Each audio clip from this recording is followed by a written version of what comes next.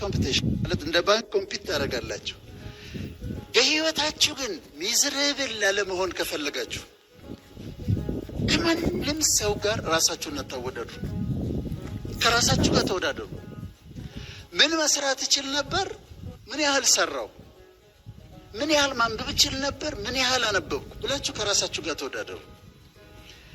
እኔ ጓደኞች አሉኝ እና አሁን ዱባይ 20 ሚሊዮን ብር ቤት ገዛ።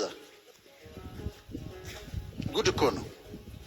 እዛ መጣና እኔ ሰፈር ደግሞ በድቤት አናሼ ነው። እኔ ሰፈር 30 ሚሊዮን ብር ቤት ደግሞ ገዛ። አዲስ አበባ ደግሞ ያስፈልገኛል ብሎ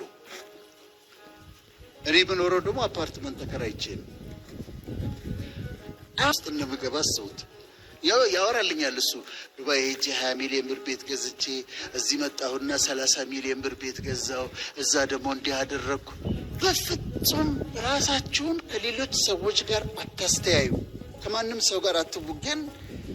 የራሳችሁን ፖቴንሻል ቱ ዘ ማክሲመም አውጥቶ ለመጠቀም ከጓደኛ ጋር ራሴን ለማስተያየት ግን ደግሞ እቱ በትምህርት ቅድመ አያቴ ትሆናለህ ይለኛል። 12ኛ ክፍል አልጨረስኩም እሱ እና እሱ ደግሞ ከኔ ጋር ቢወዳደር ደግሞ ስቃዩን ነው የሚያየው። ከራሳችሁ ጋር ተወዳደሩ፣ ከዛ ሰላም ታገኛላችሁ። ምን መስራት ይችል ነበረ? ምን ያህል ሰራው?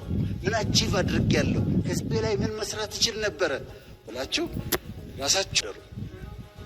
አራተኛው ፖዚቲቭ ቲንኪንግ ነው። ሀሳባችሁን ቀና ሁሉ